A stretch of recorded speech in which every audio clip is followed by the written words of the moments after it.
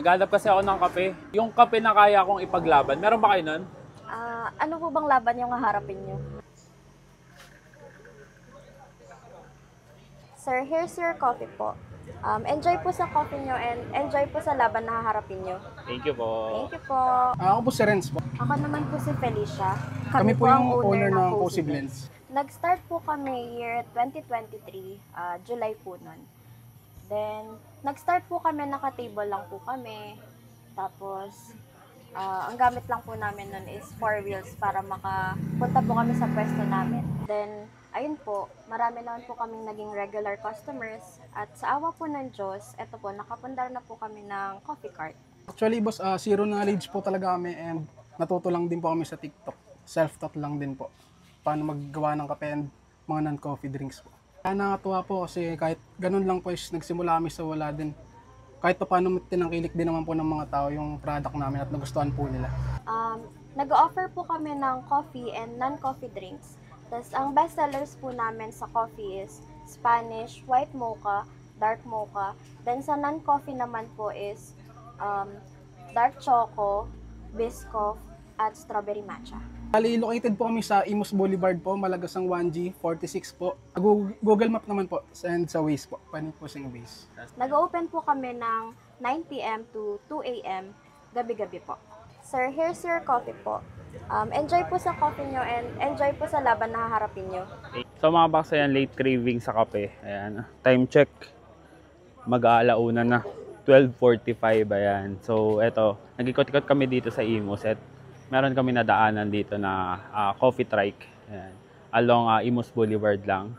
At eto nga yung, ayan, Cozy Blend. Ayan, Cozy Blend na coffee cart dito sa Imus, Cavite. And syempre, nahihilig tayo sa kape. And ang hilig ko talaga ngayon is yung black lang. Ayan. Kaya umorder ako dito ng kanilang sweet black. Ayan. So may tamis pa rin to ng konti. Pero matapang. At saka etong dark choco. So syempre, magkape muna tayo. Tikman natin. Tingnan natin kung talagang kaya tayong ipaglaban dun sa laban na haharapin natin.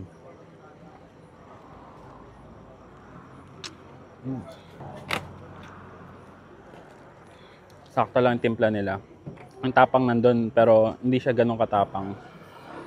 At least yan, matapang at talagang ipaglalaban yung antok natin. Nagustuhan ko kasi dito, ayun nga, small business lang sila, nag-start lang sila sa table, tapos ngayon nakapagpundar sila ng trike. And one thing, ayan, masarap siya.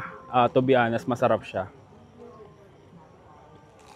To be honest, masarap siya. And good thing nga doon, nagulat ako, zero knowledge nga daw si Bossing kanina. Wala siyang like proper education about pagtitimpla ng kape. Tamang nood lang sa TikTok or sa internet.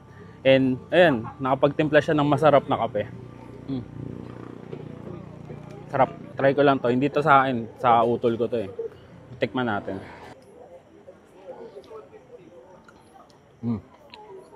For non-coffee, masarap. Dito yung mga usual na madaling timplahin. Kasi hindi mo makukuha yung ganun, yung mga lasa ng gantong kape kung wala ang proper knowledge or talagang wala ang idea. Pero yun, good thing nga sa kanila. Kahit internet lang, kahit TikTok or Facebook Reels lang yung pinapanood nila is masarap yung timpla nila. So guys, ayan, kung budget meal na coffee yung gusto nyo matry, yan, try nyo na dito sa Cozy Blend. And along Imus Boulevard lang sila and open sila gabi-gabi from 9 p.m. to 2 a.m. So guys, magkakape muna kami at haharapin ko muna yung mga dapat nating haraping laban. Sama itong napakatapang na kape.